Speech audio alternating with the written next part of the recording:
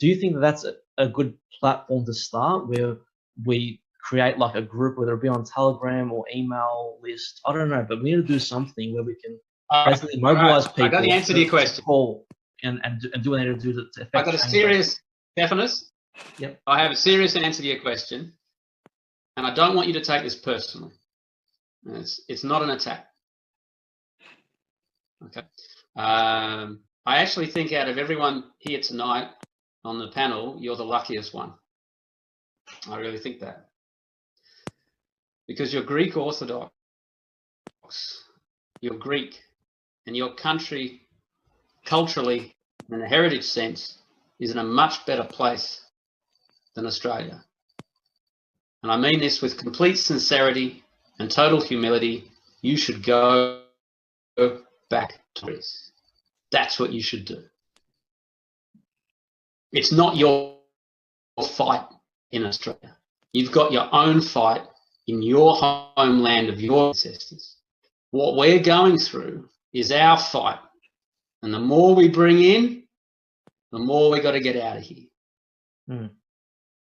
That's my so should I go back to New Zealand too? Because you know what I mean? Oh, fuck yeah. Definitely. Get out. Maybe they'll deport me one day. I don't know. I can't say I agree because I was born here, but my question to you is more how we... No. You just won't say that. Yeah. No. Let me finish, James. James, please let me finish.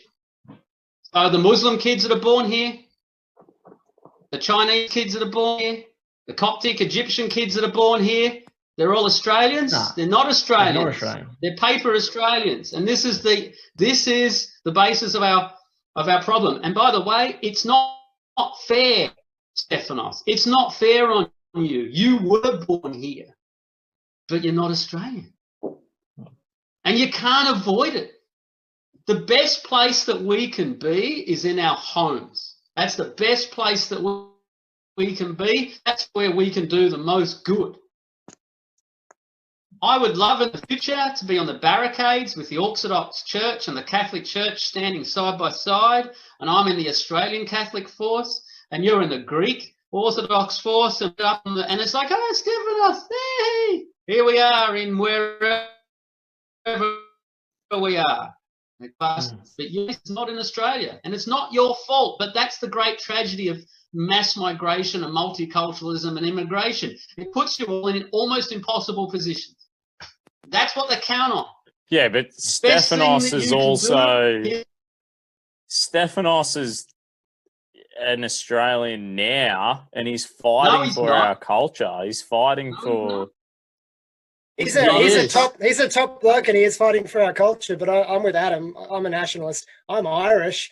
I was born here, not of my choice. I belong in Ireland, and I don't have a means to get there. But, yeah, I belong in Ireland. We're all going to get deported. I'm getting deported back to New Zealand, and then I'll get there, and they'll tell me to go back to bloody.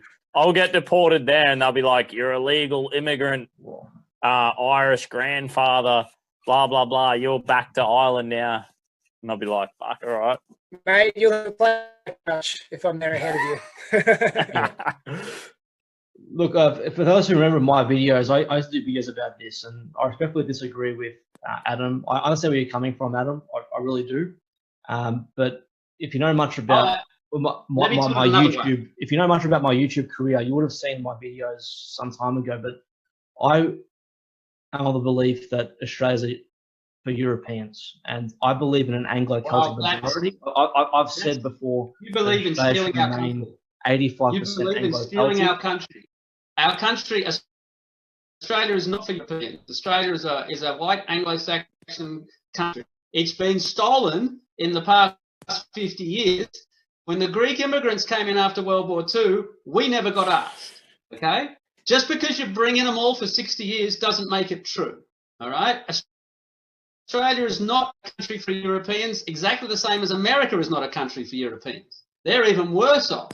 It's exactly the same thing. Can I go to Greece and fight for Greece? Please. We always have Greek Australians, but we never have Australian Greeks. I lived in Italy for 10 years. I speak Italian. I've got no Italian blood in me. I had businesses over there. But if I called myself Italian, they would have laughed in my face. And if I called my kids over there Italian, they would have laughed in their face. But isn't there a bit of a difference when Anglo-Saxons, we took over maybe 20% of the surface of the face of the earth, and we built like the hugest empire on earth? You know what I mean? So the thing is we have a connection to the Maoris, the Aboriginals, South Africans, American Indians. We're here. We've established this huge kingdom. And I think, like, I don't know, like, I feel as though I do believe in limited immigration. I don't believe in illegal immigration. I believe in growing the nation naturally through birth. But I still believe that the immigrants we have here, even the native population, I think they can be a part of God's plan for the British Empire. They can. All right. I always answer this question the same way.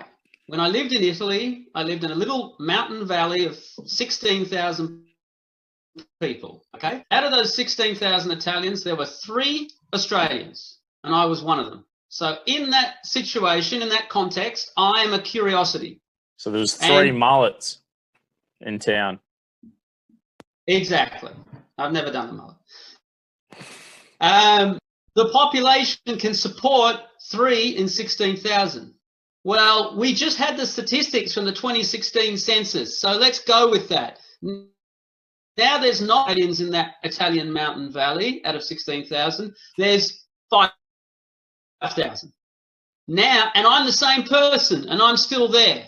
In the first example, I am a curiosity. In the second example, I am an invader. I haven't personally changed, but the circumstances are what they are.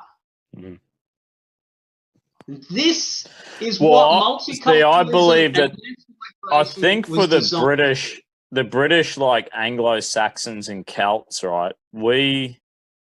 I would find it hard being a European living in Europe, having mass migration, right?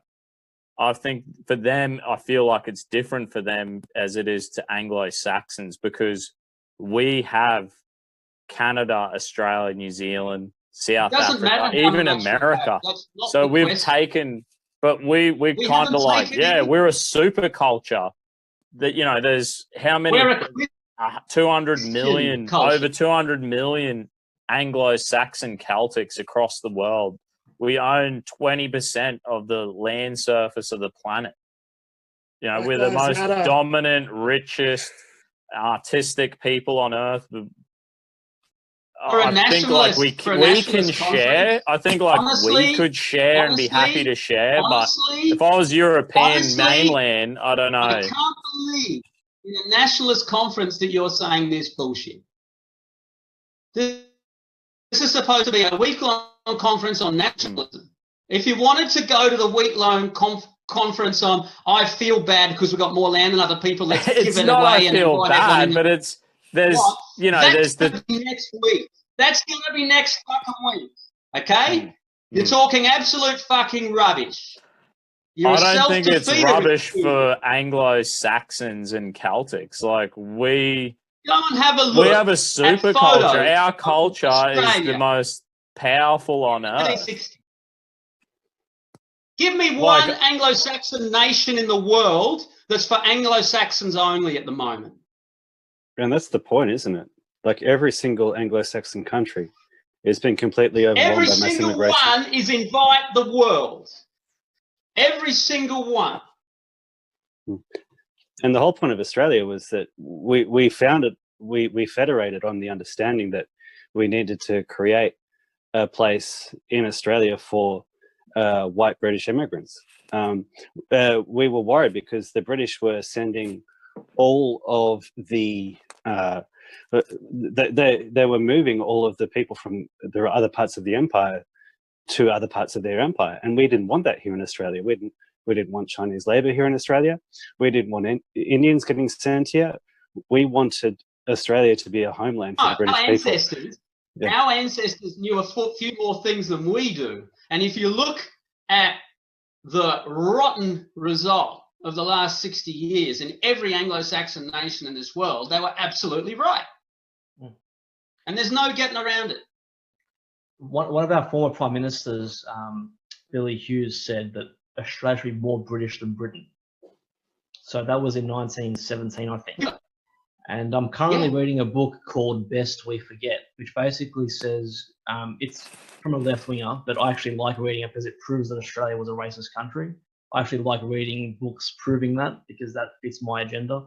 The point is that this guy's, I only think a quarter of the way through it, but basically, he's basically saying that one of the main reasons why we went to World War I was, according to Billy Hughes, was to maintain white Australia and fight for white Australia. I've only read like 2 chapters, but he's provided some good evidence. But the point I'm trying to make is that at least historically, our founding fathers wanted Australia to be maintained as a British nation. And I myself, even if I was born here and I'm Greek heritage, I disagree with you, Adam. I consider myself an Australian with Greek heritage. But the thing is, unlike other people, I want Australia to remain, a vast majority Anglo-Celtic nation, and I think can be supplemented with small amounts of Europeans, but no more than 100 years ago, we could support you. 100 years ago, we could support you, okay? But your intentions matter for naught, because the amount of immigration has got to the point now where everyone can vote, and that's the tragedy of immigration. It was designed that way so it couldn't be undone. And by the way, Australia was never a racist nation. We were a nationalist nation. There are no races in the Bible. There are only nations. Nations unto God. There's only one human race, one. Okay? We're all of the human race. That's it. Blacks, whites, whatever. We're all the human race. The term racism makes no sense. We were a nationalist nation. And we need to go back to it. That's the whole point Australia was founded. And it simply is what it is. So then, but like, how did we find ourselves in this situation? Is it after World War II with bloody, out of fear of more wars, we started opening immigration up and... Yeah, it was. You know what I mean? It was a complete con. It's ironic because was it out of genuine fear? The line was that Australia had to populate or perish. Yeah, populate or perish. So the logic to that is like, look, we're surrounded by all of these Asian countries, which are far more populous than us. So we need to have a greater population so that these Asian countries don't take us over. So what have we done? We're taking in masses and masses of people from Asia, and they're taking over the country anyway. And so yes, we're getting a bigger population, but we're losing the country in the process. Yeah. It's been a complete con. And what that did after World War II, it went 100% against the whole reason for founding Australia. It went against the Constitution of Australia, and it betrayed Australia. And that's the unfortunate situation that we're in now. Yeah. Yeah. I mean, I think like, my position is that we would have zero illegal immigration, and then we could even have, we don't have to have immigration. Like, no, we don't. I don't believe we have to have immigration. Like, I'm a civic nationalist, but I don't believe we need to have immigration. Like, we can have natural population growth. Nationalism doesn't work. It's a con. There's no such thing as a paper Australian. It's all culture. It's all heritage. It's all tradition. It's all blood. It's the way it's always been. Civic nationalism is a lie. That's why we're in the shit that we are. There are no such thing as paper Australians. Just the same. If I go to China, okay, and change my nationality, and it says on my passport now that I'm Chinese, am I fucking Chinese? That makes no sense at all. Because you have to be Chinese to be Chinese.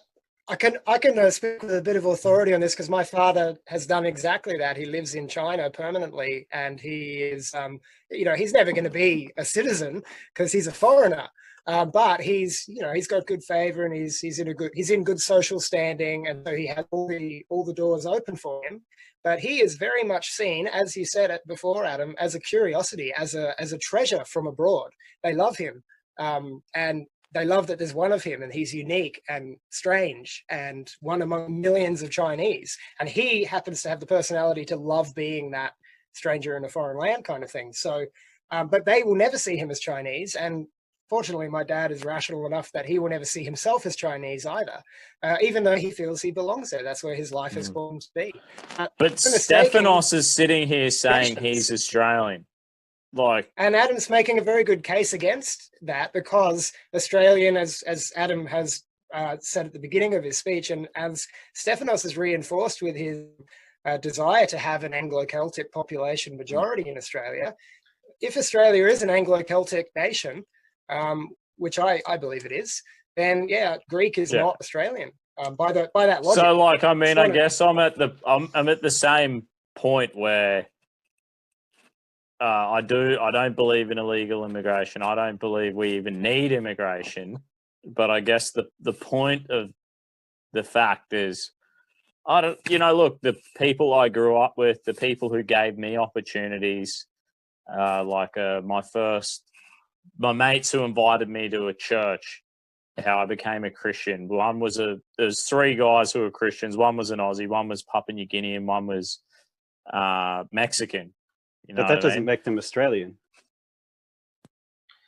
I guess they did have that using your identity. You're using your emotions to dictate reality. You're trying to make your reality fit what Australia should be, which to me is wrong. What you should do, and I take this seriously, you should actually read a book about Australian history. Look at our founding fathers. If you claim to be supportive of Australian culture and history, look at our founding fathers and read what they had to say. Okay, what they had to say contradicts the idea of so-called civic nationalism. There's no such thing as civic nationalism. It's a fake form of nationalism. The only form of real nationalism I'm happy to read any of that and sit here and talk to you guys. But it can't change the fact, the two of the three dudes who invited me to church, I became a Christian. I was raised in a single parent home, brought here from New Zealand, raised by a mentally ill drug addict. Being a Christian changed my life. It changed my life, where my mates had committed murder and had been killed and were going to jail. Changed my life and the trajectory of my life. Then it was, only 6 months later, my first job out of school, my boss was a Solomon Islander. My leader at church, my Bible study leader, was a good for you, mate. They're Solomon Islanders. They're not Australian. It's good to be friends with those people, but don't. Here's the thing, these people were really, and there was heaps of white Australians as well too, but I'll just give them examples saying these people really helped my life and gave me a fair go. All these people gave me a fucking real fair go, man. I was a uneducated youth on the wrong side of the tracks, up to no good. There are good people in every camp, and you should love them. Exactly. But it doesn't change the reality of what nation is and how God wants the nations to operate. And I want to make it clear, because I think James, David and I spoke about this idea on maybe a couple of months ago on a different stream. And I quite clearly said that I don't feel 100% Australian. I feel like a second tier Australian. We've got the Anglo-Celtic, Irish, Scottish, who are the true Australians. Then you got the Europeans, like small pockets of Europeans, Greeks, Italians, etc. I consider them second tier Australians. So they're almost there, and maybe in a couple of generations, when they assimilate fully, they can and they lose their Greekness and their last names and all that sort of stuff. They can become first tier Australians. Immigration, Stephanos, the only way that immigration like that can work is if the numbers are small, and that the immigrants are allowed no voting rights, no participation in public service or anything like that for at least 4 generations. Because every immigrant group that comes over establishes themselves, sets up their own camp, and then puts people in Parliament and changes Australia to suit themselves. Every single fucking time. And it's got gone beyond, and unfortunately, the only thing to do now is to send them all back, all of them. Either you go peacefully or it's going to get brutal. That's where Australia's going. That's where America's going. That's where it's all going. I would also add that there should be miscegenation. Best thing you can do is to lead by example. Yeah. Well, you could build another model and you could have a system where, you know, like the system that I've always said, well, what I believe in is that what we could do is have a system where we start promoting the family again, encouraging natural population growth, stop immigration. But what you could do is you could still have people coming here on work visas, and you could come here on work visas, student visas, holiday visas. We don't want them. But we can be. The thing is the West is big enough and bad enough that we can have people come here to study and then they can go back home or come on a temporary work visa. And so the thing is, this is the weirdest nationalist conference I've ever participated in. Well, I think that there's models where you can create a model for, or a structured system where you say, yes, we want to have natural population growth. We don't want to have immigration, people permanently coming here to settle or have citizenship. But you could have like we have fruit pickers who come here. Go to a university and think up your models, okay? I've got no patience for this at all. You're talking absolute fucking rubbish, all right? It's not rubbish because you can create a model where you can win and it's reasonable. Rubbish, honestly, you're talking absolute bollocks. Have you looked out the window? Have you gone? But if you go out to the farms, if you go out to the farms, people are here. If you go out on the farms out west, they rely on people on temporary holiday work visas. So they come here for